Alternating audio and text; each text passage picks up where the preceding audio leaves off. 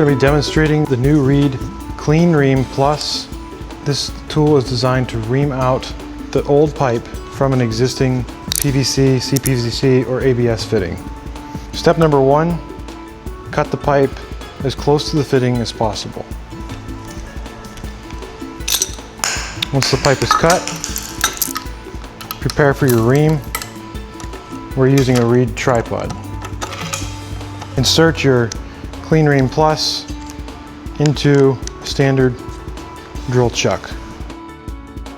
Insert the tool into the ID of the pipe and begin.